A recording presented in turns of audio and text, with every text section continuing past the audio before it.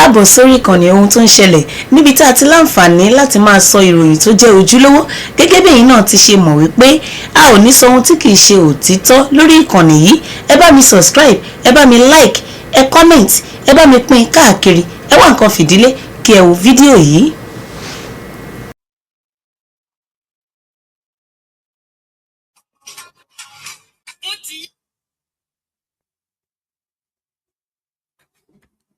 Ẹ káàbọ̀ sórí ètò Lady K.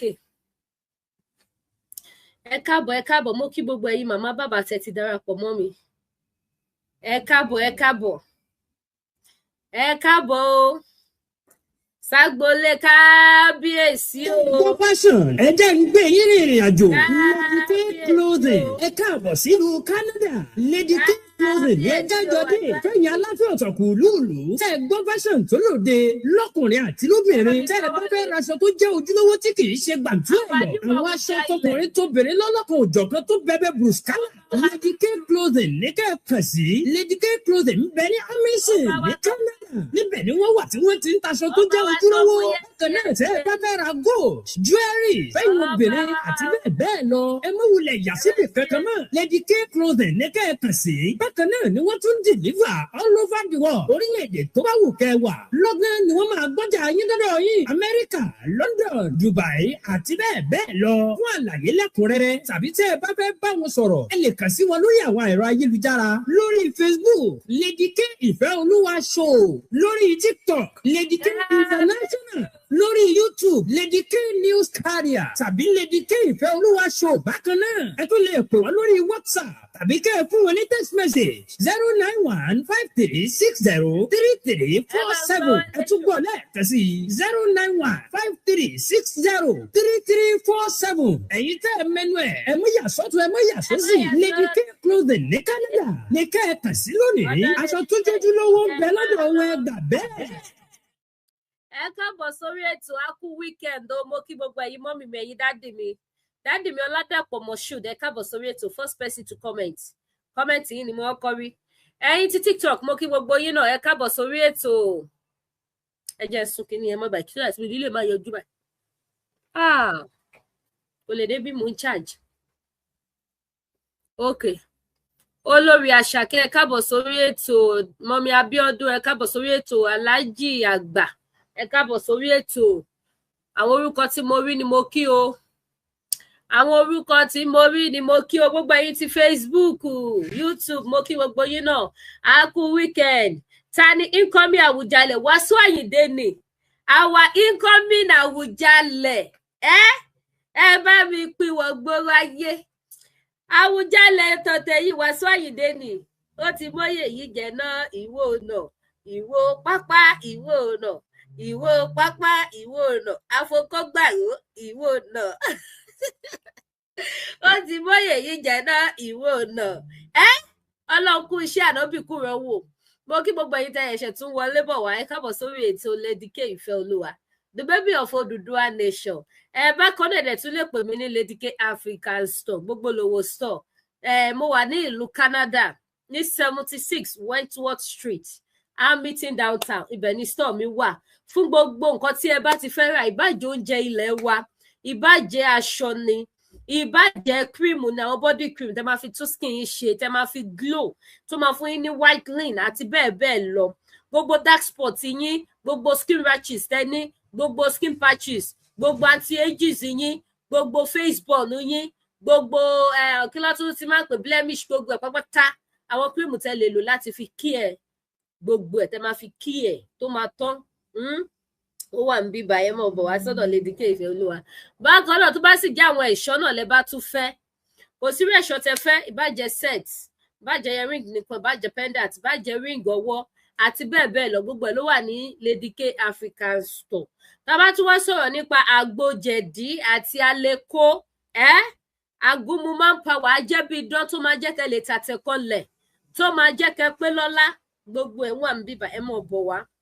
Bó ṣe jẹ́ nìyẹn. Ẹ bá mi share ètò. Ẹ bá mi kí kábíyèsí káàbọ̀ sí orí ètò Lady K Ìfẹ́olúwa, the baby of Odùduwà nation. Ẹ bá mi kí kábíyèsí Àwùjá ilẹ̀ tuntun. our incoming Awùjalẹ̀ of Ìjẹ̀bú ẹ bá mi kí wọn káàbọ̀ sórí ètò wa lénìí ìyẹn K1 the ultimate K1 the ultimate Wasiu Ayinde àwọn ni new Awùjalẹ̀ wa ẹ bá ń kí wọn káàbọ̀ sórí ètò ẹ já gbàdúrà ká wá wọnú agbami ètò lọ ṣé tá bá ṣe gbàdúrà ẹ bá ń ṣí ẹ ṣó yìí ẹ bá mi ṣí ẹ fáwọn tó fẹ́ dóko celebrity ẹ bá mi ṣí ẹ fáwọn tó fẹ́ dóko celebrity ẹ bá ń ṣí ẹ fún gbogbo wọn ẹ wá bá mi ṣí ẹ fún àwọn tí wọ́n tún máa rí ẹ̀kọ́ kan tàbí méjì kan níbẹ̀ pé kì í ṣe gbogbo ohun tó ń dán ni wúrà celebrity kan ó yẹnu kan mí jẹ́ kí sáré gbà fún irú mi ní lágbájá yẹnu kan jẹ́ sáré láàbò mi lẹ̀ ẹ̀sìn ló máa gbẹ̀yìn ẹ̀ lọ́jọ́ iwájú ẹ̀sìn ni àbò wá jẹ́ celebrity obìnrin gan ó tún wá ń lé ẹ káàkiri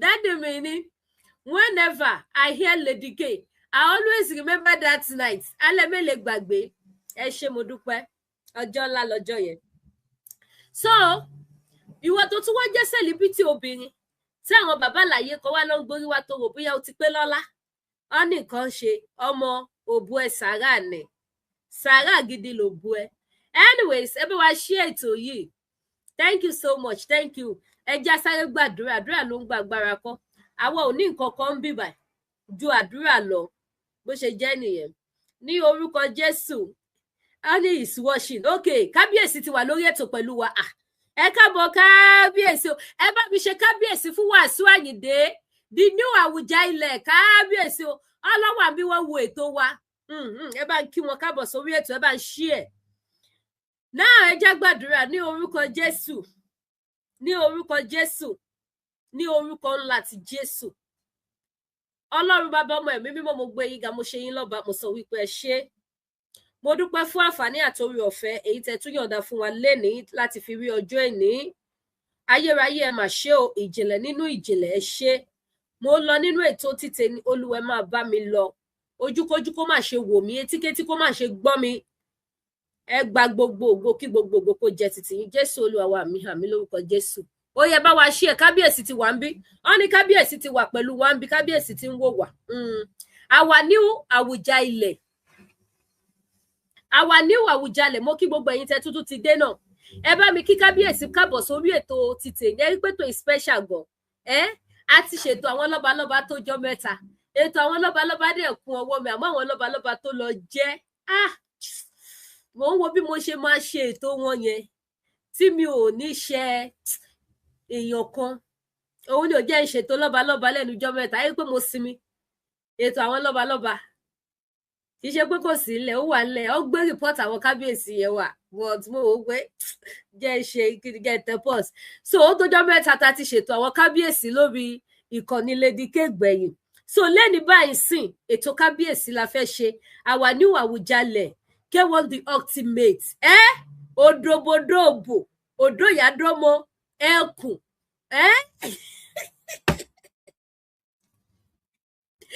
àwa new Awùjalẹ̀ òdòbòdòbò program wọn la fẹ́ ṣe lénìí ẹ̀yin ọmọ Ìjẹ̀bú mo kí gbogbo yín kú oríire o alálẹ̀ ilẹ̀ Ìjẹ̀bú ò ní padà lẹ́yìn yín o ẹ bá ń ṣí ẹ̀ṣọ́ yìí o gbogbo ẹ̀yin ti Jẹ̀bú láti ibi tí Jẹ̀bú ti bẹ̀rẹ̀ títí débi tó pin sí mo kí yín kú oríire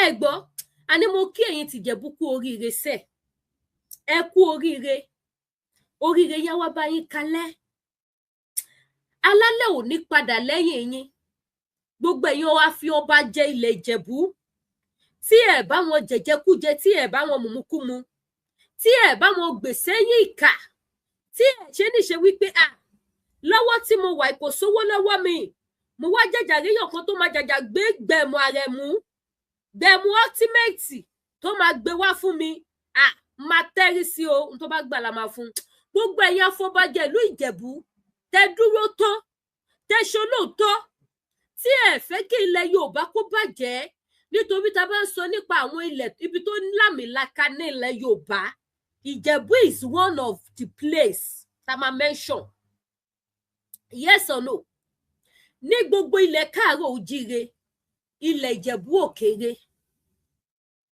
ilẹ̀ Ìjẹ̀bú ò ṣe kíni ilẹ̀ Ìjẹ̀bú ò kéré tá bá ṣe mú Ifẹ̀ tá a mú Ọ̀yọ́ tá a mú Bìní ilẹ̀ Yorùbá náà ni tá a mú gbogbo ọbẹ̀ yẹn a máa mú Jẹ̀bú tí a bá ń ka àwọn ibi tó jẹ́ top land ní ìlú Nàìjíríà ní ilẹ̀ Káàárọ̀ Oòjíire bí ajíire dẹ̀ ni wọ́n á ka ilẹ̀ Ìjẹ̀bú mọ́.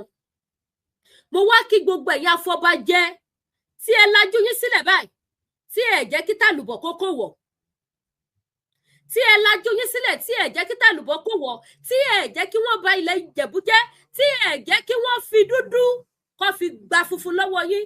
Mo kí gbogbo yín á túbọ̀ máa ju yín ṣe. Gbogbo ẹ̀yin àgbààgbà ilẹ̀ Ìjẹ̀bú àgbà yín á dalẹ̀. Gbogbo ẹ̀yin ọmọ kọ̀ ló Ìjẹ̀bú ẹ̀ ní ṣìrìn. Gbogbo ẹ̀yin tí ẹ jẹ́ kí wọ́n gbé oyè ọba Àwùjalẹ̀ fún wrong person. Mo kí yín ẹ ṣé ara yìí tẹ́ ń fẹ́ ìtẹ̀síwájú fún ilẹ̀ Yorùbá nìyẹn nítorí ọ̀pọ̀lọpọ̀ ilẹ̀ Yorùbá sìn àwọn tí ò yẹ kó jókòó sórí àpèrè ni wọ́n jókòó sórí àpèrè òun nílẹ̀ Yorùbá fi ń bàjẹ́ lọ. Àwọn ọmọ ọkọ tó yẹ kó wà lórí àpèrè kí ìlú lè máa tùbà kí ìlú lè máa tùṣẹ wọn ò jẹ́ kí wọ́n débẹ̀. Ẹ̀yin ti Ìjẹ̀bú ẹ ṣé o alálẹ̀ Ìjẹ̀bú á túbọ̀ máa gbé gbogbo yín dáadáa ẹ bá wa ṣí ètò ẹ bá wa wẹ́kọ̀mù di àwọn Àwùjalẹ̀ jápátá ẹ bá wẹ́kọ̀mù wọn sórí ètò tèmi mọ̀ pé máa ṣọ́ọ̀kì gbogbo yín. Àwùjalẹ̀ jápátá ẹ̀yin obìnrin sí ó yẹ kí everybody wá ti gbọ́n kò yẹ mí náà sílẹ̀. Àwa obìnrin sí ó yẹ ká ti wá gbọ́n báyìí látara irú ìwà tí Àwùjalẹ̀ jápátá tí wọ́n ń wù yìí láti ara ìwà tí ọ̀pọ̀lọpọ̀ ọkùnrin wù fún àwọn obìnrin níta ń bẹ̀ yẹn ṣé táwọn ọkùnrin abímọ máa wò ní ká sọ àbí àwọn tó jẹ́ pé àwọn ò kí ń gba ọmọ ní kékeré ó dìgbà tó ọmọ bá yàn tó bá yanjú tọ́lọ́hún bá gbé ògo fún ọ̀lẹ ìyá ọmọ yẹn tọ́lọ́hún bá wo kòkó ẹ̀ tó yé tọ́mọ wá di ènìyàn pàtàkì ìgbà yẹn ló máa yanjú àwọn ṣẹlẹ̀ ya fàdà ìgbà yẹn ló máa làwọn lọ́mọ. Àbí àwọn tó tiẹ̀ jẹ́ wípé oúnjẹ ọmọ nìkan la fẹ́ jẹ bọ́mọ yẹn ṣe tún dàgbà tó tún tiraka gbà tó dàgbà tí ò méèkì ẹ̀ kò jẹ wọ́n lógún kọ́ṣà ti jẹ wọn mọ́ ni. Ó yẹ kí gbogbo obìnrin ti wá kẹ́kọ̀ọ́ báyìí. Ẹ wà wá ní Àwùjalẹ̀ jápátá orúkọ ní irú ọmọ oríkì ní irú ènìyàn Àwùjápátá àwa ní Àwùjalẹ̀ ti ilẹ̀ Ìjẹ̀bú K1 the ultimate ẹ wo ayé bàbá yẹn lóde at age of 70 bí K1 ṣe máa jagun dọjọ́ ogbó ẹ̀ nìyẹn kò sì sógun tó máa jà ogun obìnrin ni. Ẹ wo ìgbésí ayé K1 the ultimate níbi tí Wàsíù Àyìndé tó lórúkọ tó lówó tó ní ipò dé ta ni ìbá gbé ọmọ wá nísìn tí Wàsíù Àyìndé tó máa kọ tó bá ti mọ̀ pọ̀ mọ́ òun ni ṣó yẹ kó kọ̀. Ṣé irú èèyàn báyìí ló tọ́ sọ́ba ẹ̀yin ọmọ Ìjẹ̀bú? Ṣé irú èèyàn báyìí ṣé òun ló yẹ kẹ́ fi joyè? Ṣé ọba tọ́ sí Wàsíù àbí kò tọ́ sí? Ìbéèrè tí ó fàjẹ́ o. Àwùjalẹ̀ ilẹ̀ Ìjẹ̀bú ó tọ́ sí Wàsíù Àyìndé àbí ò tọ́ sí? Àwùjápátá ó tọ́ sí Wàsíù Àyìndé àbí kò tọ́ sí? Ẹjọ́ ìbéèrè ni mò ń béèrè ẹ mọ̀ fún mi lésì ní comment section. Ṣé irú ẹni báyìí ló yẹ kó fi jẹ Àwùjalẹ̀ ilẹ̀ Ìjẹ̀bú? Ìdí tí mo ṣe ṣàdúrà fún gbogbo ẹ̀yin àgbààgbà ló Ìjẹ̀bú nìyẹn o tí ẹ lajú yín sílẹ̀ báyìí kí tàlùbọ̀ kókó wọ̀. Ṣé irú Wàsíù Àyìndé yìí ṣé ó yẹ ní ọba? Kò yẹ ní ọba láti bí sí ibẹ̀ yẹn. Kò máa yégún ọba yé jẹ́. Kò yẹ lẹ́ni tó ti yẹ kó máa rí ní ipò tó ṣe ipò gidi ní ìlú Nàìjíríà ju ipò kọrin fún APC ẹ̀ lọ. Ẹ wo ibi tí K1 the ultimate bá dé. Ṣé irú K1 ló yẹ kó gbé ọmọ wá fún kí K1 rí jẹ́ ti ọmọ kó tún wá bọ́ sórí ẹ̀rọ ayélujára kó tún máa kọrin wípé ẹni tó bá lóyún ẹlẹ́yà ó lóyún ẹ̀sìn ni. Mi ò rí irú ẹ̀rí láyé mi níbi tí K1 the ultimate bá dé. Ṣé irú èèyàn báyìí ló yẹ kó fi jọba ńlẹ̀ Yorùbá tó bá fi irú K1 The Ultimate yìí jẹ ọba ẹ̀yin tẹ́ ń wò mí kí lẹ́yìn opó máa ṣẹlẹ̀ ńlẹ̀ Yorùbá ìlú tó bá ti fi K1 The Ultimate jọba kí lẹ́yìn opó máa ṣẹlẹ̀ nílùú yẹn gbogbo ọmọ aláta ó máa dó wọn gbogbo ọmọ ọlọ́sùn ó máa dó wọn gbogbo obìnrin ìlú títí dórí arúgbó àwọn màmá kan wà àwọn màmá máa dún kò ní gbà ìyá mi kéde kò fojú jẹkùn ni wọn ń ṣe oníṣìnà dókódókó ẹrù bí dókódókó ni wọn àwọn kan ṣoge wọn kan ṣẹ gbogbo wọn ni Wàsíù Àyìndé máa dó tán gbogbo obìnrin tó bá lọ sí ojúde ọba tí Wàsíù Àyìndé bá jẹ àwùjá ilẹ̀ gbogbo wọn pátápátá báyìí ni Wàsíù Àyìndé máa dó tán ohun tó bá mú Wàsíù Àyìndé yìí tó bá fi lè jẹ àwùjá ilẹ̀ Ìjẹ̀bú tí ẹ̀wọ̀n ajẹ́ kó dúró ní ipò àwùjá pátájápátá tó jẹ yìí tí ó bá jẹ àwùjá ilẹ̀ ìlú Ìjẹ̀bú gbogbo ẹ̀yin ọkùnrin Ìjẹ̀bú ti yín ti bá yín ẹ sọ wípé ìyàwó yín ti lọ ó ti fòbò ṣòfò ó ti fòbò ṣòfò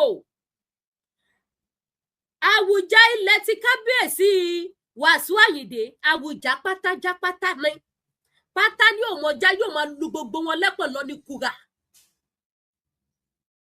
ṣebí ẹnujọ́ mẹ́ta ìlàyé lórí social media tí Àṣàbí Ọlọ́ṣẹ́ ní 5 million lòún sọ kóun lè joyè ní Abẹ́òkúta ṣẹ́rí tí Wàsíù Àyìndé bá jẹ àwùjalẹ̀ ẹ bá ń ṣí ẹ̀ṣọ́ yìí o fún àwọn ti Jẹ̀bú o tó wọ́n sì wà lórí àjọba wọn yìí kọ́lé ẹ̀rẹ́ ìsorúkọ Wàsíù kúrò bẹ́ẹ̀ fáínálì tán pátápátá tí Wàsíù Àyìndé bá jẹ àwùjalẹ̀ òun ò ní gbowó kó tó fún wọn lóyè òbò ló máa dó lọ́ra ẹ̀ ló máa fi fún wọn lóyè òbò kò ní gba 5 million tiẹ̀ òbò ló máa dó lọ kùrà gbogbo ìyàwó olóyè pátápátá ni Wàsíù Àyìndé máa dó kò ní sí ọmọ kọ̀ọ̀kan ọjọ́ tí Wàsíù Àyìndé bá ti lè gorí àpèrè báyìí tó bá ti lè pé oṣù 9 sí 10 gbogbo ọmọ tó kù tó máa bí ní ìlú Ìjẹ̀bú ọmọ àlè ni wọ́n Wàsíù Àyìndé ló máa ní gbogbo ọmọ mi ò ṣeré o Wàsíù Àyìndé ló máa ní gbogbo ọmọ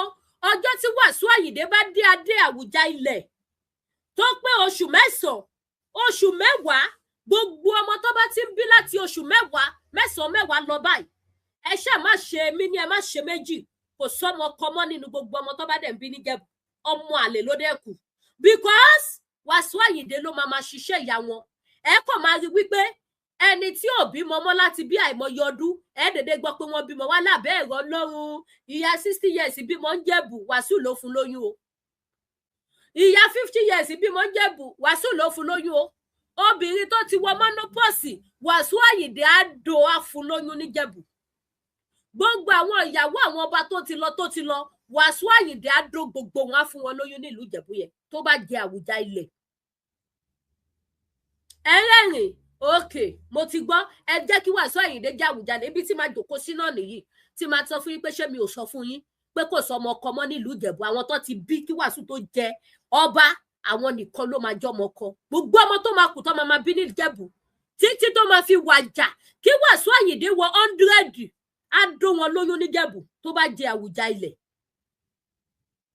èèyàn bíi ti Wàsíù yóò yẹ níbi tó yẹ kó ti máa bá àwọn atótú ìlú ṣe àwọn olórí ìlú fún irú Wàsíù kí obìnrin bọ́ síta pẹ̀lú ìbànújẹ́ àti ìpọ́njú àti ìdààmú pẹ̀lú ọmọ kó lóun bímọ fún ẹ kí Wàsíù Àyìndé dẹ̀ bọ́ sórí stage kó dẹ̀ bẹ̀rẹ̀ sí ní kọrin fún wípé oyún ẹlẹ́yà ló ní ojú ò ti Wàsíù ó yẹ kójú ti gbogbo àwọn ọmọ Wàsíù tó ti dàgbà pé ẹ̀sìn ni bàbá àwọn ṣe yìí sísítà mi Masha tó jẹ́ lọ́ọ̀yà yẹn ó yẹ káàntì yẹn kó what rubbish òṣì ni bàbá òun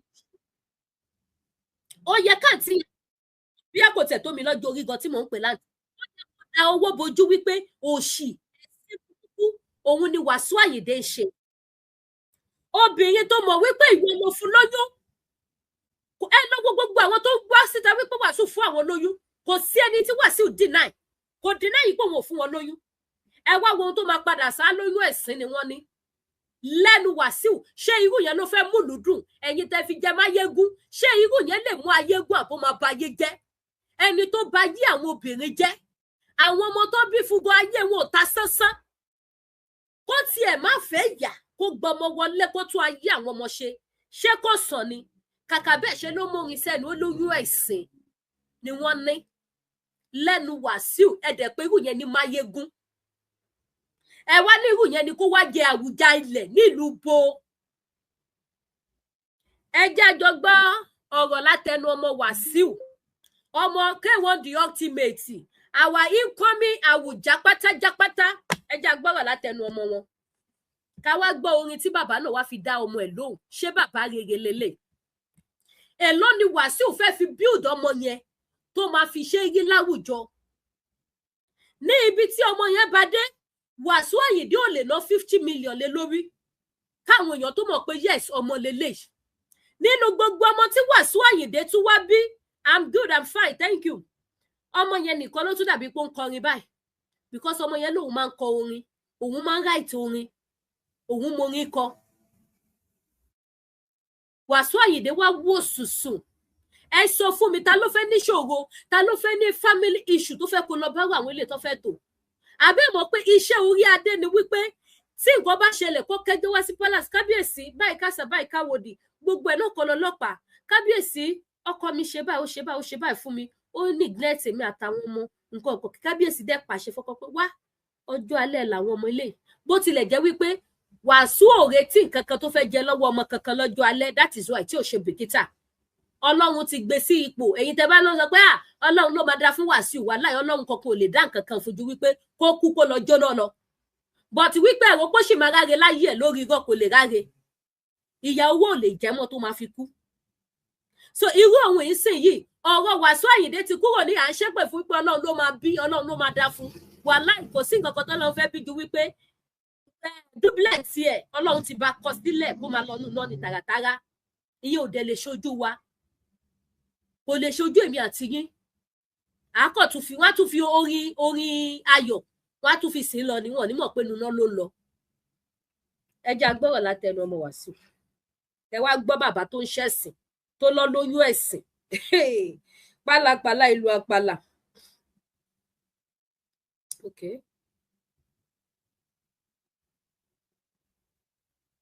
Ó yá à ń gbọ́ ọ lẹ́nu Azizat Tiwalade Aduke Serena Ayinde Marshal ọmọ Wàsíù and the daughter of K1 the ultimate ọmọ ẹni and also the daughter of Ogechi Amahosu. ọmọ yẹn àti ìyá ẹ̀ bọ́ síta ìyá tó jìyà tó dààmú tó tọ́ ọmọ débi tí ọmọ dé ó wá bọ́ síta wọ́n wá grant interview ó wá ṣàlàyé wípé Wàsíù Àyìndé ni bàbá ọmọdé the next thing tí Wàsíù dẹ̀ máa ṣe ó bọ́ sórí social media orí stage ó dẹ̀ bẹ̀rẹ̀ sí ní kọrin pé oyún ẹ̀sìn lóní kò dínà ìpò òun ò dó ọmọbìnrin yẹn kò dínà ìpò òun kọ́ lòun lọ́mọ ó wá ń jójó ẹlẹ́yà Wàsíù Àyìndé ẹ̀yin lẹ́ṣẹ̀ sí sà tẹ́bà rẹ̀ ní sọ fún yín ṣe rí eléyìí tẹ́ ṣe ẹ̀sìn àgbáyé tí ò lẹ́lẹ́gbẹ́ òun lẹ ṣe ẹ wo ìgbésí ayé yín ẹ wo ibi tẹ́ bá dé láàrin gbogbo àwọn ọmọ tó ń kọ orin ẹ wo gbogbo àwọn musician both hip hop both fuji both gbogbo ẹ̀ bàbá lè jẹ́ fún wọn èwo nínú wọn ló wá ṣe ẹ̀sìn ló ṣe ẹlẹ́yà Portable tó ya wèrè gan ariwo ẹ bá ń gbọ́ ọmọ mi ló máa ń pa kò fọmọ ṣeré Portable tó ya wèrè tó jẹ́ pé òun ló ya wèrè pátápátá nínú gbogbo ẹ̀yin tẹ́ ń kọrin both hip hop both fuji both gbogbo ẹ̀ ariwo ẹ bá ń gbé ọmọ mi òun ni Portable máa ń pa bí Portable bá jí láàárọ̀ ẹ bá ń gbá mami o ọmọ mi ṣáà ni ẹ bá ń gbé ariwo tó máa ń pa kiri láyé tí ẹ nìyẹn ṣe rí wípé ẹ̀yin gan lẹ ṣẹ̀ sí K1 ẹ ṣẹ̀ sí ẹ ṣe ẹlẹ́yà you are a disgrace to the fatherhood disgrace burúkú òun lẹ fà fúnra yín àwa wípé ẹlẹ́fẹ́ jọba níbo ẹ lọ máa jára àwùjá pátájápátá yín lẹ lọ máa jẹ nìṣó ó yá à ń gbọ́ Azizat. Yes, for the good help from everybody. I'm a young performer and I'm 12 years old. I was born 2013, 2nd of December. And I'm here to tell everybody that I'm a performer, I'm a star girl, I'm a hype girl. I also have a music that I wrote by myself with things around, but I've not seen anybody to establish me and make me grow and push me through. Let me be as popular as everyone. But I'm here. I heard that my father is a billionaire. He has money. If not a billionaire, God bless you. I heard he has money, but I'm not feeling like I still see other siblings making it, having money, driving cars all around, promising to help. And they will help me, they will see me through. I've stopped school since, but some people will come try to take my video to help me, but at the end, they throw me down. Some come think they will push me up, at the end, they will leave me. Some come take my videos, like some people that say they are hype people, they are bloggers, they will come, they will take my picture, they will go, they will make it, they will leave me, they will see me on the road. Ọmọ tó sọ̀rọ̀ yọ ọmọ kí wọ́n di ultimate yìí. Ọmọ yóò lọ school mọ́. Ẹ̀yin obìnrin tẹ́ máa ń tẹ́bò lẹ̀ fólówó ṣe ti ráyé yín lóde báyìí sí. Ẹ ti rí ohun tó máa ń hẹ́ndì sí. A lot of women ọkùnrin ń bẹ̀ yẹn o.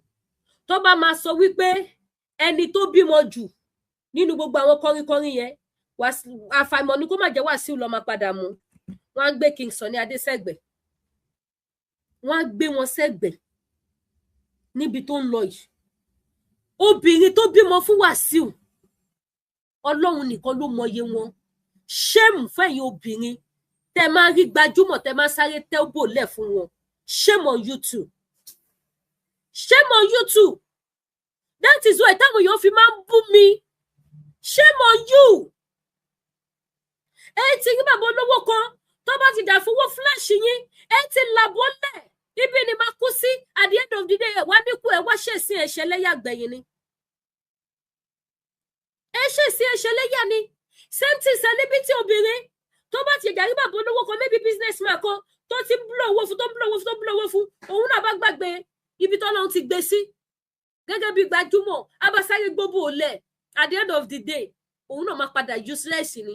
Òun lè máa fi rí àwọn celebrity obìnrin míì tó yẹ pé ọ̀pọ̀lọpọ̀ wọn máa bímọ kò sí bàbá. Kò sí bàbá. Ẹ lọ sórí íńtánẹ̀tì ẹ lọ wo iye celebrity obìnrin tó ní ọmọ tí ò lọ́kọ. Kí ló kọ̀ sí ẹ̀? Báwo ló ṣe ṣe tó fi dẹni tó bímọ tí ò ní bàbá? Gbogbo tó máa ń kọ̀ sí ẹ̀rẹ́ o. Àwọn obìnrin ìṣe ẹjẹ́ akẹ́kọ̀ọ́ látara àwọn pípù yìí o. Bíbélì gan sọ ní ká ti ara igi ọ̀pọ̀tọ́ ká fi kẹ́kọ̀ọ́. Àwọn ọ̀pọ̀tọ́ tá máa tara wọn kẹ́kọ̀ọ́ rèé o. Má fọ̀ fún bàbá olówó kó padà wá ṣẹ̀sìn. Má fọ̀ fún celebrity kó padà wá ṣorí burúkú. Ẹ wò ìyá ọmọdé yìí. Story ìyá ọmọ yẹn touch. Ìyá ọmọ yẹn date Wasiu Ayinde for good 7 years. Èmi ò tiẹ̀ lè gbọ́ tán náà. But àwọn tó gbọ́ tán wọ́n jẹ́ kó yé mi wípé ìyá ọmọ yẹn ní èékánná lòun máa lọ gé kẹlẹ̀ mọ́ bí tí Wasiu Ayinde useless dé. Bó ṣe wà yìí tí kòkòrò bá la òbó lẹ̀ báyìí Wasiu àtòkòbò. A fẹ́ wo bó ṣe dùn tó. Kò sí òbò tí Wasiu bá rí tí ò lè tó kóbò láti fẹ́ mọ bóbò yẹn ṣe dùn tó. Kí Wasiu rí òbò tó sunké tí òbò yẹn bá ṣí sílẹ̀ tójú bá ká Wasiu mọ́ tó rí pé yes gbogbo ẹ ti dá páropáro àtòkòbò ní bàbá tẹ̀ ń wò yìí. Ní bàbá tẹ̀ ń wò yìí tí Wasiu Ayinde bá rí adẹ́tẹ̀ ẹyẹyọ adẹ́tẹ̀ tó dẹ́tẹ̀ gidi tó rọra ṣí òbò tí idán pupa yẹn tó jáde síta fẹ́ẹ̀ tó rí idán yẹn tó ṣorí ṣan tí báyìí tó ń wo pupa yẹn nísàlẹ̀ ó kó Wasiu máa lé ó máa tó kóbò ó máa tó kóbò ó wá pí ẹ̀kọ́ tó kóbò lẹ́ẹ̀kan kó kúrò ń bẹ̀. Àbí Wasiu ṣe ń ṣe yìí ó ti fi hàn wípé òun máa ń tó kóbò dà sí ni kò ń tó kóbò kó dà síta àbí kó lo kọ́ńdọ̀mù tí ò bá ń ṣe owó ni Ọlọ́run mọ iye àìsàn tí ìbá wà lára Wasiu Ayinde pẹ̀lú gbogbo òbò tó dódódódódódó kiri ẹ̀ mọ iye ọmọ tí bàbá yìí ní ìta ni. Ó dijọ́ tí Wasiu bá dàgbà tó bá re bí àgbáre ìjọ yẹn lẹ máa mọ̀ wípé ẹ lè ka iye ọmọ tí Wasiu bí tán. Ìlú tó fobìnrin wà kọ́nà tó jẹ́ wípé ìtìjú ò jẹ́ kẹ́lómi lè bọ́ síta wá sọ wípé Wasiu Ayinde ló lọ ọmọ owó òun tí Wasiu Ayinde dẹ̀mọ̀. Ìjọ tó ń ṣe òkú màmẹ́ ẹ̀rí tó yí ojú báyìí bí ojú lábọ̀nbọ̀ tó yí ọrùn báyìí obìnrin ló wò bẹ́ẹ̀ o kò expect kó obìnrin yẹn máa wá obìnrin yẹn dẹ̀ lọ nítorí ọmọ nìyẹn rọra jòkó sẹ́gbẹ̀ẹ́ kan láwọ̀ pé ìwọ ló ṣe yí ojú burúkú ní ìjọ òkú ìyá ẹ̀. àwọn eléyìí ti fokó bayé jẹ́, wọn ò yẹ lọ́ba, wọn ò yẹ nípò olóyè, wọ́n ti fi okó, wọ́n ti fi bayé jẹ́ jìnnà. Ọmọ tó fi okó di ẹbí ó dé ní condition. K1 mo fẹ́ béèrè lọ́wọ́ yín ní sàálẹ́jì ni o, wọ́n lè máa ń lò wọ́n ní, ṣé tòótọ́ ni wọ́n lè lò wọ́n ni? That is why tí gbogbo àwọn obìnrin yẹn fi máa ń padà dàbẹ́ yẹn pẹ̀lú àwọn ọmọ wọn. Ṣé tòótọ́ ni? Ìbéèrè ni àlẹ́jì o, mo ti fà àlẹ́jì sí mi lógún ẹjọ́ torí sísà mi yẹn lọ́ọ̀yà ni, bó bá dé competition wà wá láìtàláì mi wọ́n ń ta bọ̀ọ̀lì ń bí débi tí màá ní màá lọ fi pé àpẹtíṣọ ẹ̀gbá bọ̀ọ̀lì so kó má wulẹ̀ lóhùn kankan. Bàbá ẹ̀ ni kó lọ tún ṣe, kí bàbá yé dojú tì wọ́n, kọ́ yé dojú tẹ bí wọn. Àṣesílẹ̀ làbọ̀ wá bá, gbogbo ohun tẹ bá ṣe làwọn ọmọ yín máa kẹ̀sùn ẹ̀. Gbogbo ohun tẹ bá ń ṣe nísìn ẹ máa wo tọjú ọ̀la àwọn ọmọ yín mọ́. Ẹ má wo wípé ẹ ti lówó ẹ ti lọ́lá. Ó máa ní ibì kan, ó máa ní nǹkan kan tí owó ò lè rà tó dẹ̀ máa wúlò fún yín, tó wá jẹ́ wípé gbogbo ẹ̀sìn ìwà burúkú tẹ wù yìí òun ni ò ní jẹ́ kí ẹ rí kinní yẹn gbà tàbí àwọn ọmọ yín. Ọmọbìnrin yẹn bọ́ síta, tó bá jẹ́ pé èèyàn dáadáa ni Wàsíù, tí Wàsíù ò kí ń ṣe ìkà, tí ẹ̀dẹ̀ lò wọ́n bó ṣe sọ wípé ṣe lè má lo àwọn obìnrin wọ̀nyí, wọ́n sọ bẹ́ẹ̀ ní àlẹ́jì ni o, èmi kọ́ mo sọ o, pẹ́pẹ́yẹ ni mímì lóhùn kó ẹjọ́ o, àlẹ́jì kígbà àlẹ́jì sí mo mọ̀ pé gbàgbọ́ yagun àlẹ́jì máa ní ẹjọ́ ẹ má pè mí mọ́, ẹ fi mí lọ́rùn sílẹ̀ jẹ́ ìsinmi ayé mi. Tí ó bá jẹ́ pé ẹ lò wọ́n ni bí ọmọbìnrin yẹn ṣe jáde, bó ti jẹ́ kẹ́ rányàn sí lọ pé wá mọ́mọ́ mi wá, ọmọ yẹn máa pé 13 years lọ́dún yìí, ọmọ yẹn tún wá wà talented. Ẹ̀yin èèyàn kẹ́ máa wo ìka ẹ̀dá, ṣẹ́ni tẹ́ fẹ́ fi jẹ máyégún lélẹ̀, ṣẹ́ni tẹ́ fẹ́ fi jọba lélẹ̀, ṣé wẹ́lẹ̀ ló máa jàwùjalẹ̀? Ìlú Ìjẹ̀bú bàjẹ́ tí Wàsíù bá jàwùjalẹ̀, ìlú Ìjẹ̀bú kànjọ̀gbọ̀n tí Wàsíù bá jẹ àwùjalẹ̀. Kó wá rán ni sọmọ yẹn àti ìyá ẹ̀, kó wá tọ́jú wọn lẹ́yìn, kó jẹ́ pé fídíò ẹ̀yọ̀ kan táwọn èèyàn rí lórí social media yẹn ló máa rí mọ́, káwọn èèyàn má gbọ́ anything mọ́ nípa ọmọ yẹn, kó má gbọ́ anything. The next thing kó dẹ̀ rí pé yes ọmọ yẹn ti ń kọrin, ọmọ yẹn ti blow, ọmọ yẹn ti wà okay. Ẹjọ́ ṣó pọ̀ jù tí Wàsíù Àyìndé bá ṣe bẹ́ẹ̀ ni? Kí Wàsíù Àyìndé tẹ̀ wá mú ọmọ yẹn, kó wá pe irú ọmọ ẹ̀ lọ́ọ̀yà yẹn wípé Dámilọ́lá ọmọdé mo fà lé ẹ lọ́wọ́, ó yá take care. Ọmọ yẹn á gbé bùkátà ẹ̀, bẹ́ẹ̀ ni àbí bẹ́ẹ̀ kọ́? Ọmọ yẹn á gbé, àfi tó bá jẹ́ pé Wàsíù Àyìndé useless, kò fowó mọ àwọn ọmọ ẹ̀ táwọn yẹn kọ́ gbà fọ́lọ́, táwọn yẹn tọ́lọ́run dẹ̀ bless àwọn yẹn náà tó wà òkè ni. Bó tó bá jẹ́ pé ọlá ẹ̀ ní irú ọmọ ẹ̀ lọ́ọ̀yà yẹn Dámilọ́lá àbí kí ló pe lédè yẹn ló fi dé ibi tó dé, kó tiẹ̀ wá pé ọmọ yẹn bó ṣe rí fídíò yẹn pé ẹ ló dá mi, mo rí fídíò ìkọ́nà àwọn àbúrò ẹ ọmọ mi ni, mo rí náà láyé sí wá bó ṣe máa gẹ̀ẹ́tì wọn, mo fọ ọmọ yẹn lé ẹ lọ́wọ́ kó tẹ́kì ẹ̀. Wọ́n á tẹ́kì ọmọ yẹn, ẹ ní gbọ́ ẹni tí mo di next ògùn ọmọ yẹn máa bú jáde, ọmọ yẹn á bẹ̀rẹ̀ sí ní kọ orin yẹn, gbogbo ayé máa gbọ́. Bẹ́ẹ̀ ni àbí bẹ́ẹ̀ kọ́? But instead of that, ṣe ni Wàsíù Àyìndé bọ́ sórí stage, ó dẹ̀ bẹ̀rẹ̀ sí ní kọrin, thanks for the gift, oh God bless you sir. Ó dẹ̀ bẹ̀rẹ̀ sí ní kọ orin, gbogbo ẹ̀ la máa play o, kẹ wá gbọ́ orin tí Wàsíù Àyìndé kọ tó fi dá ọmọ yẹn lò, tí Wàsíù dẹ̀ ń ṣe ẹlẹ́yà lórí stage tó dẹ̀ ń jó tó rẹ́rìn, tí gbogbo àwọn nílùú ẹ̀, àwọn nílùú tó ń lòlù fún ẹ tẹjọ́ sọ wípé bó bá lóyún olóyún ẹ̀sìn olóyún ẹlẹ́yà ni, àwọn nílùú yẹn máa tún lé wọn ṣe. Wọn ò máa lè bẹ lóhun káwọn joyà bímọ máa wò bíi titi ẹ Wàsíù Àyìndé, wọn ò máa lè bẹ lóhun káwọn padà ṣe ẹ̀sìn ṣe ẹlẹ́yà. Ayọ̀dòkun ń gbọ́ máa ṣe wedding fọmọ, gbogbo wa máa gbọ́ lórí social media yìí. Wàsíù Àyìndé ìgbéyàwó tó yẹ kó ṣe fọ́mọ, oríire tó yẹ kó ṣe fún ọmọ, ìwọ máa lọ ṣe ìgbéyàwó, àgbáyé ìgbàbọ̀ ìgbéyàwó forí ṣọpọ́n. Bàbá ẹ̀ ní tìjú, ẹlẹ́sìn àgbáyé nìyí sà. Ẹ já mọ́ gbọ́ ọ̀rọ̀ ọmọ Wàsíù Àyìndé lọ. It shocked me o, ẹ̀yin tún lè ládàá. But as I saw this dad move to bring me through to you, and I came that if there's any how he can help me and my mother, the situation is becoming bad. It's becoming bad, and I don't know how to help it. But let him help. I see the way he gives other people 10 million, 20 million, but he refuses to come to my own age. But if there's any way he can come to help, my mother has tried, going through a loss. He should come, he should help. Which one is doing much? I'm young, I'm on my own, I can still my own. My mother can take care of us, we can grow well. but because of no help, nobody to put hand, everything is going as if there is no movement. It's even making me dumb. I can't even be bold in the presence of my mates. I can't show myself. If it's English, I can speak English very well. I've been taught by her. I know a lot of things. I can read, I can write, I can go through a lot of things. This year I'll be 13 years. My mates have already done graduations for SS1. I'm just looking at them. If there's any I can help to put me and my younger one to school, if only me, my mom will help the rest. I want to go to school. I want to be somebody. I want to blow. I want my mom to come up. I want my music star, my stardom to increase. I can sing. I have song. If you even want me to sing out my song, I wrote song with things around. I can sing it out. I can sing it so that everybody will see how I went. You don't know only show on the 3rd of. Hey, Mama Baba, ṣé ti ráyè K1, ṣé ti ráyè mentor yín, ṣé ti ráyè àbí mo máa wò tẹ́ ẹ̀ fi owó iyebíye pẹ̀lú wá sí party. Ẹ̀yin responsible father, ẹ̀yin bàbá dáadáa tẹ́ wà níta ń bẹ̀, ẹ wo ayé Wasiu Ayinde lóde, ṣé ayé rere lélẹ̀? Mo fẹ́ rí comment. Mi ò bú yín o, bàbá Wasiu, kábíyèsí o, kábíyèsí jápátá. Ẹ jọ ṣe ìgbé ayé gidi lélẹ̀, ẹ gbọ́ nǹkan tí ọmọ yẹn sọ lẹ́nu. Ọmọ yẹn rí bí bàbá ṣe ń fowó ṣeré. Olódùmarè. Ọmọ yẹn rí bí bàbá ṣe ń blow millions. Ọmọ yẹn rí bí wọ́n ṣe ń gbé bẹ́ẹ̀lì owó fún bàbá ẹ̀. Ìyá ẹ̀ dẹ̀ ń tàràkà, ọmọ ń tàràkà, ọmọ ò lè lọ school. Ọlọ́run fún ọmọ yẹn ní ẹ̀bùn. Ọmọ yẹn Ọlọ́run fún ní ẹ̀bùn tó pọ̀.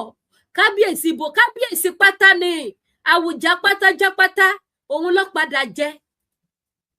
Àwùjá pátájápátá, òun ni Wasiu Ayinde padà jẹ, bá ń ṣe kábíyèsí fún wọn. Ọmọ yẹn Ọlọ́run fún ọmọ yẹn ní ẹ̀bùn tó pọ̀. According to ọmọ yẹn mọ orin kọ, ọmọ yẹn mọ ṣe hairdresser ṣe, ọmọ yẹn ò rí olùrànlọ́wọ́. Ẹ wọnú yàrá tí ọmọ yẹn àtìyá ẹ̀ wà. Ẹ wọnú yàrá tí ọmọ yẹn àti ìyá tó bí wà. Ẹ wo ipò tó wà. Ìyá yẹn ti ṣẹrú, ti ṣoríṣiríṣi. Tẹ́ bá gbọ́ story látẹnu ìyá yẹn náà, bí ìyá yẹn ṣe connect mọ́ Wasiu, tó fi jọ date ara wọn for good 7 years. For good 7 years. Ìyá yìí ń ṣe àlejò sí Wasiu. Ìyá yìí ń ṣe ní tó kọ̀ sáré wá gba kóńdó, tí kóńdó wá yí lọ́rùn, tó wá dín nǹkan mímọ́ lọ́wọ́. Ìyá yìí ò kọ̀ sáré lọ gba kóńdó. Ọ̀tọ̀ ni kóbìnrin sáré lọ gba kóńdó ọjọ́ kan kó wá di gòbe. 7 good years ni wọ́n fi date. Wasiu Ayinde dẹ̀ lajú sílẹ̀. Ayé ọmọ tó fi okó díẹ̀, ayé ọmọ yẹn dẹ̀ ń bàjẹ́. Ṣé irú Wasiu yẹ lọ́ba? Ṣé irú Wasiu yẹ lẹ́ni tó yẹ kó fún lóyè Máyégún? Ìbéèrè ni o. Ṣó yẹ lẹ́ni tó yẹ kó fún lóyè Máyégún? Ẹ já tẹ̀síwájú lórí fídíò ọmọ yẹn. Calling show ni o. Gbogbo ẹ̀yin tẹ́ bá fẹ́ sọ sọ́rọ̀ tó wà lẹ́yìn, either TikTok àbí Facebook, ẹ máa sọ sọ́rọ̀ tó wà lẹ́yìn. Gbogbo ẹ̀yin obìnrin, ṣe ti ráyé lóde báyìí sí, ẹ kẹ́kọ̀ọ́. Ẹ káàbọ̀ sórí ètò dádì mi. Ó yá. Ẹ já gbọ́rọ̀ lẹ́nu bí ọmọ yẹn. For about 7 years plus before I eventually took him for Aziza. Though by the time I told him about the pregnancy, he said he was not interested that I should abort it. That he will send one of his boys to me to give me money for the abortion. Wasiu Ayinde lòun ò ní interest relationship 7 years. Gbogbo ẹ̀yin tẹ́ máa ń sáré gbóbò lẹ̀ fún bàbá àlàyé, tẹ́ ń gbóbò lẹ̀ fún celebrity. Ayé ti lajú, ẹ jẹ́ kójú yín là o. Kò sí kankan bẹ́ẹ̀ o. Àwọn tó ti ṣe nígbà táyé gan ṣì dá, àwọn ni wọ́n jẹ̀bi yìí o. Ká má wá ṣọ́ọ̀ṣì táyé ti bàjẹ́ yìí. Tẹ́ bá ló gbóbò yín lẹ̀ fún bàbá olówó kan, tẹ́ ló gbóbò yín lẹ̀ fún celebrity kan, ẹ ti ṣẹlẹ́yà mọ́léyà. Wàláì, ẹ ti ṣẹlẹ́yà. Tí ẹ bá di iṣẹ́ ọwọ́ yín mú, kẹ́ ṣí ọkùnrin sílẹ̀. Ọkọ kì í ṣe oúnjẹ o. Tá bá ṣàwàdà la máa ní kò ṣe fi sára kú. Èèyàn gbọ́dọ̀ má dọ̀kọ èèyàn. Ẹ wá bí àwàdà ní o. Ẹ ti òbò yín, ẹ ti kọ́kọ́ rò òbò yín, ẹ ti pa. ẹ ti pa bóbó yín bá sunkún oko ẹ wọ bedroom ẹ̀rọ mi gbóná sí i ó máa wálẹ̀ ní ṣìkì fìkìfìkì tó ń bí yẹn ó máa calm down níwọ̀n bí yẹn ẹ sọ fún pé kò sóko omi gbóná ló wà ó máa kú wá ní straight ara tó gbé yẹn máa padà ní lọ́wọ́ eré lọ́wọ́ omi gbóná. Ẹ má jẹ́ káwọn èèyàn kan tí yín pé èèyàn gbọ́dọ̀ má doko èèyàn gbọ́dọ̀ má doko à ń ṣèfẹ́rẹ́ mọ́ pé mi náà máa ń kúrò sí tí máa ń ní dídán lọ́bò dídán lọ́kọ́ ẹ fẹ́ ní o.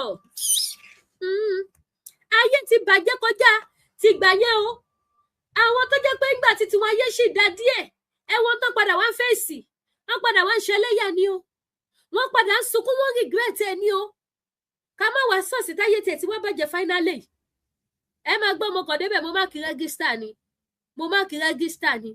ẹ má jọ fi máàkì rẹ́gísítà wèrè ẹ má wá bàbá aláyé kiri ẹ má wá sẹ́líbítì kiri ẹ maintain ẹ dúró sórí owó yín ẹranko làwọn pípù wọ̀nyí ẹranko wọ́n promise yín ní heaven and earth gbogbo nǹkan lọ́mọ aláwọ̀ máa ṣe fún yín lórí irọ́ ní ìjọ tó bá ti lè ṣe mistake sọ wípé o ò máa rí píríọ̀dù yẹn ìjọ yẹn láyé ẹ ti bàjẹ́ ìwọ tó ti ń fojoojúmọ́ tó oyin sí lẹ́nu ìjọ bá ti lóòrí píríọ̀dù ẹ ìjọ yẹn ló bẹ̀rẹ̀ sí ní mọ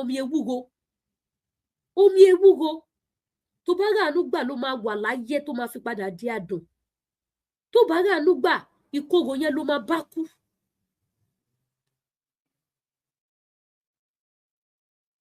Ẹ wá ra ohun tá à ń ta 76 Wentworth Street. Jẹ́ polówó ọjà náà màmá. Ẹ wá ra ohun tí mò ń ta 76 Wentworth Street ni mo wà. Mo wà Lamity downtown. Gbogbo ayé tẹ́ bá fi wá sí store mi ẹ mọ̀ bọ̀ wá. Àwọn nǹkan tẹ́lẹ̀ rírà ní Lady K African store. Kò ló ń kà gbogbo lówó store ní. Bẹ́ẹ̀ fẹ́ ra obì ó wà ń bí, ẹ fẹ́ ra orógbó wà ń bí. Ẹ fẹ́ ra oyin ó wà adì wà. Ẹ fẹ́ ra body cream tẹ́ máa fi maintain skin yín, tẹ́ máa fi boost skin yín. Tẹ́ máa fi light skin yín, tẹ́ máa fi ṣe anything glow skin yín gbogbo ẹ̀ ló wà ní Lady K African store. Portable better gbogbo wọn God bless you Daddy mi Philip.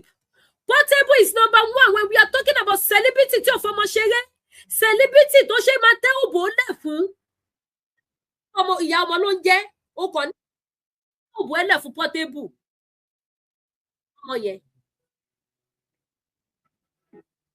Hello, sir. Princess Yorùbá Nation. Ẹ káàsán sá, mo wà lórí ètò sá o. Ó wà lórí ètò. Bẹ́ẹ̀ ni sá. Má bínú. Àtọ̀. Okay. Tó bá. Ṣé ń gbọ́ mi? Mímẹ́ tó jẹ́ mo ṣàfẹ́ mi kó ta lẹ́nu. Ṣé ń gbọ́ mi? Portable ṣì bẹ́tà wọn. Kàkà kó gbóbò ẹlẹ̀ fún Wàsíù Àyìndé ló gbóbò ẹlẹ̀ fún Portable. Ọlọ́run. Kàkà kí Wàsíù Àyìndé dú ẹ lọ gbé òbú ẹlẹ̀ fún Portable tó bá nídìí ọmọ tó bá ti mọ̀ pé o ò lè lóyún kó ṣẹ́yún má dóko Wàsíù Àyìndé lọ dóko Portable ò ṣẹgbẹ́ Wàsíù Àyìndé 1000% níbi ká tọ́jú ọmọ ó máa ń sunkún kiri lórí social media àwọn ilé ìfọmọṣẹlẹ́yà ní pẹ̀lú ìyá ẹ̀ ẹ gbọ́ bó ṣe fọmọ yẹn ṣẹ̀sín tó fi ìyá ẹ̀gbọ́n ṣẹlẹ́yà ọmọ tó fokú di ẹbí èèó bàbá gbogbo olórin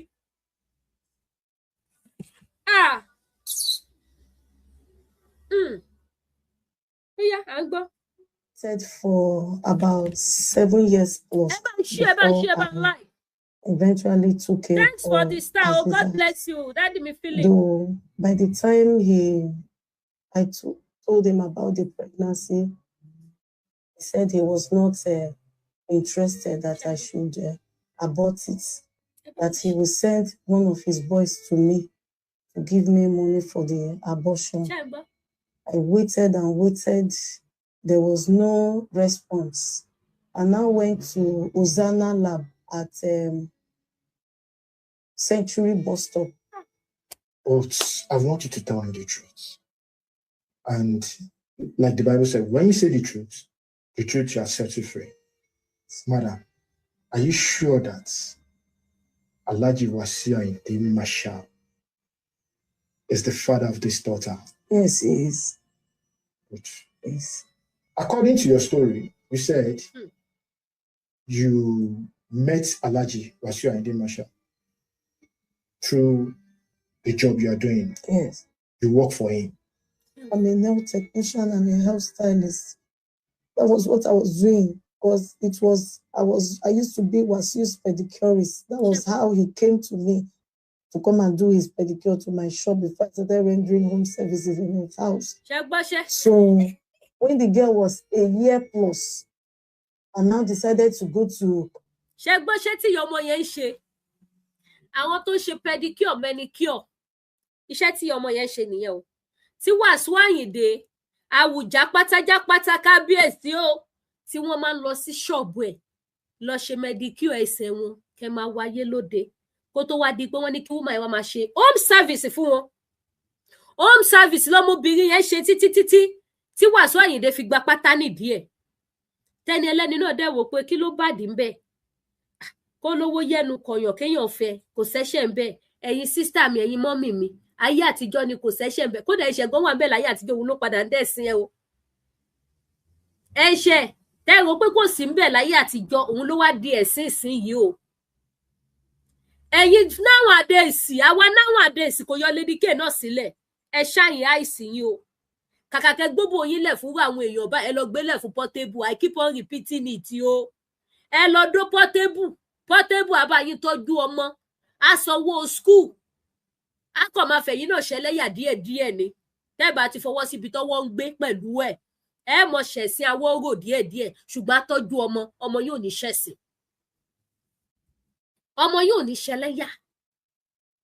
Portable ó máa sọ ni wípé wọn ò gbọ́dọ̀ post àwọn ọmọ òun àfi kóun fún ara òun post nǹkan òun bó ṣe máa pariwo láwọn ìyàwó ẹ̀ lórí nìyẹn. Wọ́n wá post ọmọ Wasiu Ayinde wọ́n interview ọmọ yẹn bọ́ta ó sọ̀rọ̀ ó jẹ́wọ́ akọni ọmọ Wasiu Ayinde dẹ̀ gorí stage lọ ó dẹ̀ lọ kọrin fọ́mù ẹ̀ Wasiu Ayinde wèrè ní yín sà tẹ́bàárẹ̀ ni sọ fún yẹn má bínú bàbá kábíyèsí ẹ má bínú sà wèrè ní yín ẹ gbádùn bẹ́ẹ̀ dẹ̀ ṣe máa bá kú nìyẹn ohun tó mú yín tẹ́ sì bá wèrè yẹn wọ 70 Wasiu bẹ́ẹ̀ ṣe máa bá dọ́jọ́ gbó yín nìyẹn wèrè yẹn lẹ́ máa ṣe dọ́jọ́ gbó yín ẹ lè gbádùn mọ́ sà. Ẹ bọ́ sórí stage ọmọ 13 years ẹ ń kọrin fún ọmọ yẹn ẹ ń kọrin fún ìyá ẹ̀ wípé ó bá lóyún oyún ẹ̀sìn ni pẹ̀lú àwọn ọmọ ẹlẹ́gbẹ́ yín àwọn ọmọ ṣe yín ẹ wá jọ ń jó ẹjọ́ rẹ́rìn ẹjọ́ ń ṣe kàkàkàkà Wasiu Ayinde olódùkú nìyí sà. Ṣé nígbà tí mo rí fídíò yẹn right up mo kọ́kọ́ rí lọ́dọ̀ màmá ọba ńlá mo wò pé tatu ni tó bá lóyún ẹ̀sìn. Ṣé nígbà tí máa tilẹ̀ sún Facebook lọ báyìí mo dẹ̀ rí fídíò yẹn tí bá sọ fún yín pé mi ì lè káyé ìgbà tí mo wo fídíò Wasiu Ayinde mo wò títí bẹ́ẹ̀ lágo 3 òru lù bá mi lẹ́nu pé ṣé mo lálàá ni Wasiu Ayinde ẹ wá sọ fún mi àwòkọ́ṣe rere wo lẹ fẹ́ wò lára Wasiu Ayinde ẹ̀kọ́ wo lẹ fẹ́ kọ́ lára Wasiu Ayinde ṣáwọn eléyìí yẹ lẹ́ni tẹ máa rí pé mo fọ láwọn lágbájá báyìí tọrọ ọlákọ́lá ọlá wèrè ọlá ìbànújẹ́ lọ́lá Wasiu Ayinde ọlá ìpọ́njú ni àwọn tí wọn ò lówó táwọn ọmọ wọn ò ṣẹlẹ́yà tí wọn ò fa wọn ọmọ ṣẹ̀sìn wọn bí ti Wasiu Ayinde 1000 times òṣì ni Wasiu ń ṣe láti bọ́ sórí stage kẹtù wá gbé mic pẹ̀lú àwọn ọmọ ẹlẹ́gbẹ́ yín àwọn ọmọ lẹ́yìn yín kẹ máa kọrin kẹ máa jó kẹ máa rẹ́rìn kékékékéké Wasiu Ayinde dẹ̀ ń jó báyìí bó bá lóyún máa play gbogbo ẹ̀ rí kẹ wá sọ fún mi wọn tó bá jẹ́ obìnrin onílàkàyè bí kú níyàn ò ṣe ní irritate yẹ pé ṣé èèyàn dẹ̀ ni Wasiu ṣá ẹranko játijàti tó dáwọ́ èèyàn bóra ni K1 the ultimate ẹranko ni yín sà kẹtẹ má respond kẹ má sọ̀rọ̀ wàláhì ọpọ́n yín ló bu yìí kú yín kí ni ọmọ yìí àti yẹ ṣe fún yín tẹ́ fi gborí stage lọ sísítà wa òṣèré ẹjọ́ kìíní àná ẹ máa fowó àti ọmọ àtọmọ ẹ máa fáwọn yẹn ṣẹ̀sìn ẹ máa fi wọ́n ṣẹ̀sìn tí ó bá ń ṣe àìnítìjú tó ń bá yín jà ẹ ti wò pàtúbọ̀tán yóò lè bàjẹ́ mọ́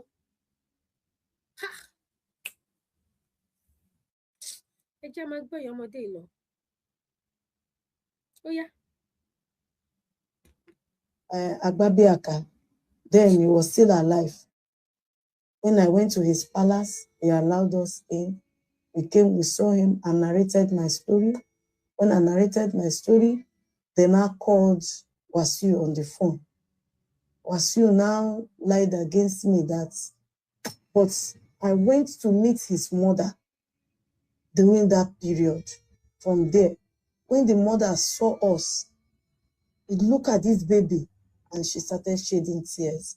I said, mo ṣì wà láyé, mo wá bí ara mi.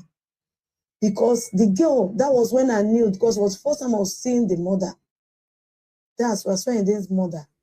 And the girl did not even resemble the father. The girl took the face of the mother. The woman was looking at the baby.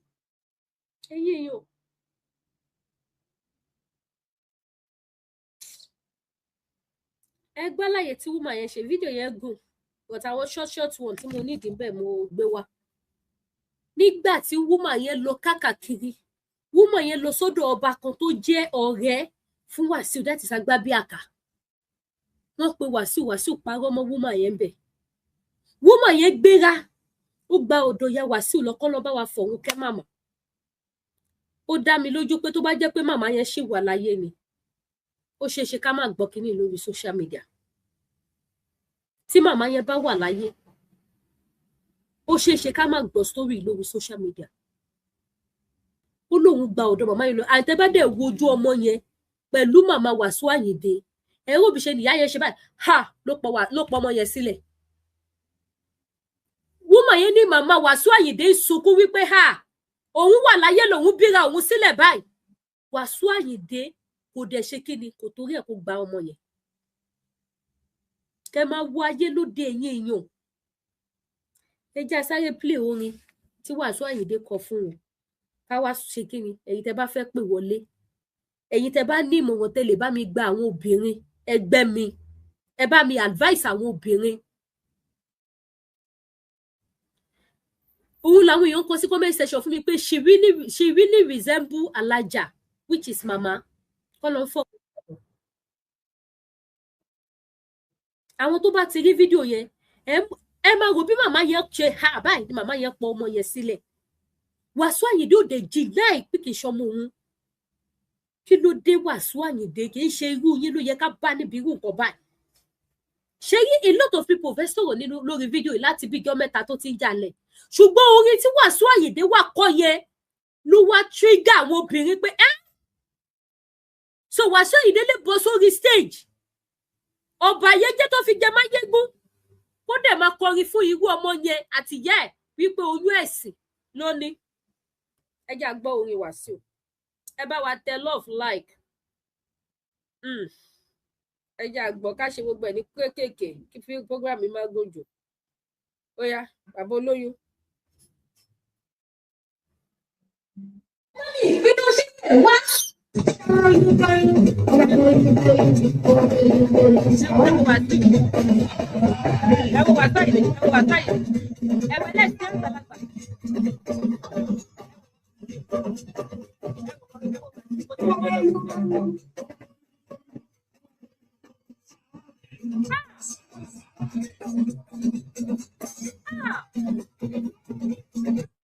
Èèyàn ṣe ń gbọ́ Wasiu Ayinde tó bá lóyún kóyún, tó bá lóyún kóyún, tó bá lóyún kóyún, sàrà ni Wasiu Ayinde dé gbódè ṣe báyìí, sàrà ni ẹ̀yin èèyàn mi ríro eléyìí o. Hello mi ríro eléyìí o. Abẹ́ gbọ́ Wasiu Ayinde ni. Wasiu Ayinde dé gbódè eré ìlú ayé àwọn ọ̀ṣẹ́.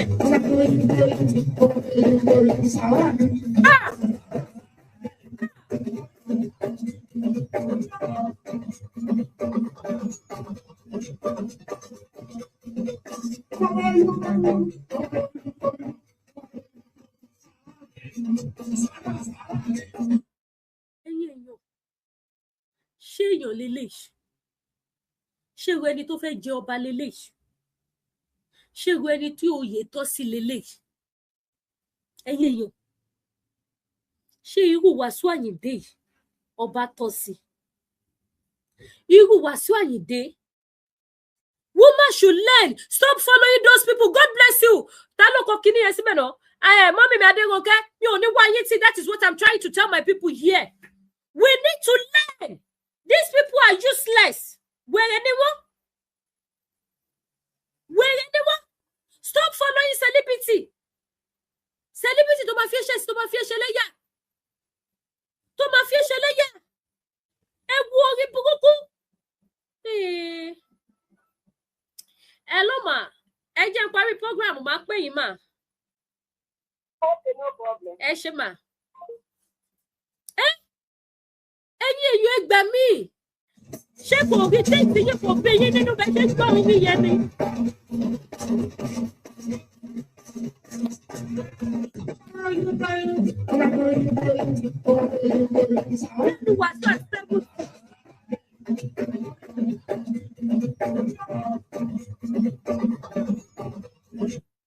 Ṣé mo pé náà wọn báńdì Wàsíù èyí tí Wàsíù tó bí lọ́mọ wà nínú wọn?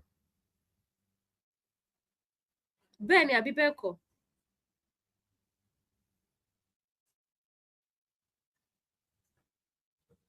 Ẹ̀yin èèyàn jẹ́ kí n rí comment.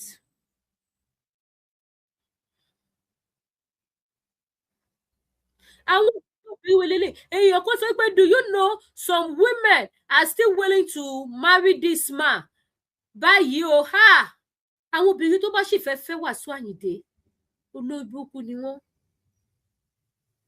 Wàláì obìnrin tó bá lóhun tó fẹ́ Wàsíù Àyìndé nísìn tí ò bá tiẹ̀ kẹ́kọ̀ọ́ látara ilé òde kẹ́kọ̀ọ́ látara Emmanuel Rọ́pò. Ìgbéyàwó wo ni Wàsíù Àyìndé tó fẹ́ ṣe mọ́ láyé ẹ̀ tó fẹ́ tó èyí tí wọ́n ṣe fún Manuela ẹlẹ́bà yẹ́lò. Ìgbéyàwó wo ni Wàsíù Àyìndé fẹ́ ṣe tó fẹ́ tó ìtọ́ ṣe fún Emmanuela? Àtijọ́ tí Wàsíù Àyìndé ti dáyé mi ò bọ́ ṣe wedding tó ìtì tó yẹ rí ìtọ́ ṣe fún Manuela. Wedding ni Manuela ṣó lò 3 years. So kí lẹ́yìn obìnrin tó fẹ́ gbà lára ọ̀dọ̀ Wàsíù ju ẹ̀sìn àtòrí burúkú lọ? Kí lẹ fẹ́ gbà? Obìnrin tó bá tún lòun fẹ́ gbé rẹ̀ síta sí pé yes èmi nìyàwó tí Wàsíù Àyìndé ṣẹ̀ṣẹ̀ ń fẹ́ nísìn, irú obìnrin yẹn ó yẹ kó mú lọ sódò kó lọ wẹrí fún kó kó pọ̀ nǹkan 41 ni ò kó lọ fi wẹrí fún lẹ́ẹ̀kan náà. Ṣé rí a lot of people wọn bá máa sọ̀rọ̀ lórí kínní orin tí Wàsíù Àyìndé kọ yìí bí orin yẹn ṣe hit oníkálukú wa ọ̀tọ̀ọ̀tọ̀ ni. Mi ì lè káyè ìgbà tí mo wo fídíò tí mo gbọ́ orin mo dẹ̀ lánúlẹ̀ mo dẹ̀ ń ṣe ha at 70 èló ni Wàsíù fẹ́ fi tọ́jú ọmọ yẹn tí Wàsíù Àyìndé ò ní, tí Wàsíù Àyìndé wá bọ́ sí àárín àwọn ọmọọṣẹ́ ẹ̀ ní pátí onípátí kan nìyẹn o. Ẹyẹ má jẹ́ kí n rojọ́ jù because tí bá rojọ́ bó ṣe ń dùn mí bẹ́ẹ̀ ni mo ṣe máa ṣe é pè mí ò dé fẹ́ ṣe gbogbo yẹn mọ́.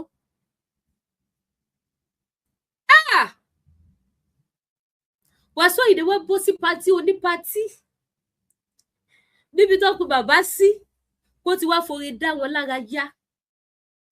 Ọmọ bíbí inú ẹ̀ òbò tó dó tó dùn mọ́ ẹ àsìkò tó ń dó òbò yẹn ò mọ bó ṣe feel, àsìkò tó fẹ́ kọ̀ mọ́ ò mọ bó ṣe feel, ìgbà tó kọ̀mù tó ò mọ bá rẹ̀ ṣe tù ẹ́ ò mọ bínú ẹ ṣe dùn tó. Ìyá ọmọ yẹn tún wá jẹ́ Yíbò oríṣiríṣi eré ló máa ti fún ẹ ṣe, ó máa ti dára oríṣiríṣi pẹ̀lú ẹ. Wàsíù Àyìndé ẹ̀ẹ́dẹ́gbò ti yẹn kí lọmọ yẹn fẹ́ jẹ kí ló fẹ́ mu.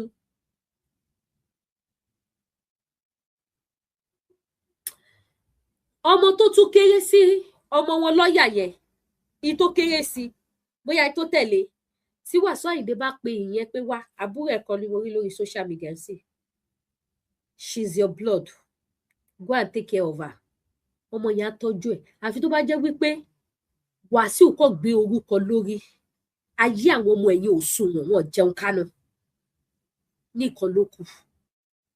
Àfi tó bá jẹ́ wípé Wàsíù Àyìndé kò fi ọlá àtọrọ̀ tó ní kò fi bless àwọn ọmọ ẹ̀ because àwọn ọmọ Wàsíù Àyìndé yẹn ó yẹ kó níye táwọn ọmọ yẹn máa ní lákàùnt, ó yẹ kí owó kó wà lákàùnt àwọn ọmọ yẹn ó yẹ kí investment kó ti wà fún gbogbo àwọn ọmọ yẹn àfi tó bá jẹ́ wípé bàbá wọn nìkan lakọ̀ ń gbúròó ẹ̀ lakọ̀ ń gbórúkọ ẹ̀ kò ṣe anything fáwọn ọmọ yẹn lókun tó bá ṣe fún àwọn ọmọ yẹn táwọn ọmọ yẹn wà òkè èyí tó tẹ̀lé lady lọ́ọ̀yà yẹn tí Wasiu Ayinde bá kọ̀ kí fóònù mọ́lẹ̀ as a father ẹ lọ́dà mi báwo ni ọkọ mi mo rí àbúrò ẹ̀ kan lórí social media ń ṣe wá bó ṣe máa gẹ̀ẹ́tì ọmọ yẹn nìkan ni o kò sí kan tó kọ́ mi kọ́ yẹ o kò lọ tẹ́kì ọmọ yẹn fún mi kò jẹ́ kí n gbọ́ bí tẹ bá bàdé wàhálà ìdùnnú àtayọ̀ orí ọmọ gbọ́n wó pé dádì mi ò abandon ọmọ dádì mi ò fọmọ ṣeré náà bó ṣe rí lára tèmi nìyẹn o I could remember nígbà tí bàbá mi introduce ọmọ mi náà tẹ̀lé máa pè sí mi òun nìkan nìyẹn bí fún bàbá mi ìdùnnú àtayọ̀ ọmọ fi gbọ́ ọmọ yẹn òun nìkan nìyẹn bí fún bàbá mi ò sì fẹ́ yẹ ìjọ tí mo kọ́kọ́ gbọ́ mo kọ́kọ́ bá bàbá mi pò ó bàbá mi gan ló ti introduce ẹ̀ sí mi tó èmi máa ń ṣe òfin tó mo rántí jọ́ ẹ̀ mo kàn ní dé pé wọn bàbá ọmọ mélòó lẹ́ni ìta torí mo mọ dádì mi ń gbà yẹn lọ ọmọ mélòó lẹ́ni ìta bàbá kú sẹ́yìn ọlọ́mọ ẹ̀yọ̀ kan mọ́lẹ̀ yìí ó dìjọ́ ẹ̀ bá kú ṣé mo ṣe máa ń sọ̀rọ̀ lórí mídíà náà mo ṣe máa ń sọ fún bàbá mi ó dìjọ́ ẹ̀ bá kú ká tó mọ iye ọmọ tẹbí ọmọ kan yẹn mo fẹ́ mọ̀ lẹ́sẹ̀kẹsẹ̀ wọ́n fún mi fóònù ọmọ ni mo fi mọ ọmọ yẹn dé ní ilé mi tí mo dẹ̀ dúró tí mo ṣe wọ̀n bàtà gbára mi ká bó ṣe yẹ kó rí nìyẹn kí Wasiu kọ́ introduce ọmọ ẹ̀ kọ́kọ́ introduce ẹ̀ sí ìkànnì àwọn ọmọ wọn ó yẹ kó lè tẹ̀kẹ́ ọmọ yẹn èyí tí Wasiu wá fi wá ṣe ẹlẹ́yà mọ́ ilé yá tó fi wá ṣe ẹ̀sìn àgbáyé abẹ́yẹ èèyàn mọ̀ pé ẹ̀sìn ni Wasiu ṣe ni ẹ̀yin wo ni adviser Wasiu Ayinde tẹ́ ẹ̀ pé jókòó pé wá ẹ̀sìn ló ṣe yìí why to respond why to kọrin kí Wasiu gan máa sọ̀rọ̀ a máa rí lára àwọn ọ̀rẹ́ tó close mọ́ Wasiu Ayinde tó máa ní interest láti boost ọmọ yẹn àfi tó bá ń pọnà búkún gbogbo àwọn tó tẹ̀lé Wasiu Ayinde nìyẹn wọn lọ́rẹ̀ẹ́ gidi pẹ̀lú nǹkan tó mọ yẹn sọ ọmọ ìwọ talented ọmọ 13 years kò tí pé 13 o she's just 12 and a half years ó ń kọrin